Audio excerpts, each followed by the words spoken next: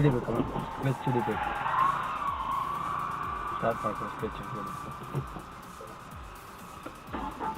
ಗಾಡಿ ನೀವು ಸೆಕೆಂಡ್ ಗೆಲ್ಲ ಮೂವ್ ಮಾಡ್ತೀನಿ ಅಂದ್ರೆ ಮ್ಯಾಮ್ ಹಾಫ್ ಕ್ಲಚ್ ಹೊಡ್ಕೊಂಡು ಹೆಸರು ಲೈಟಾಗಿ ಪುಷ್ ಮಾಡ್ಕೊಬೇಕು.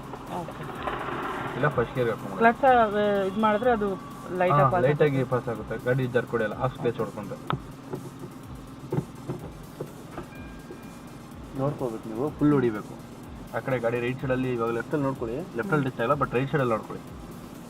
ಕಟ್ ಆದಮೇಲೆ ಹಾಂ ಆ ಕಡೆ ರೈಟ್ ಸೈಡಲ್ಲಿ ಇದ್ರ ಮೇಲೆ ಬರುತ್ತೆ, ಚೇಂಬರ್ ಮೇಲೆ. ಅದು ಬನ್ನಿ ಬರುತ್ತೆ ಪರವಾಗಿಲ್ಲ. ಕಟ್ಟಾದ ಬಿಡಿ, ಸ್ಟ್ರೈಟ್ ಮಾಡ್ಕೊಳ್ಳಿ ಲೈಟಾಗಿ, ಜಾಸ್ತಿ ಸಾಕು. ಹಿಂದ್ಗಡೆ ಬನ್ನಿ,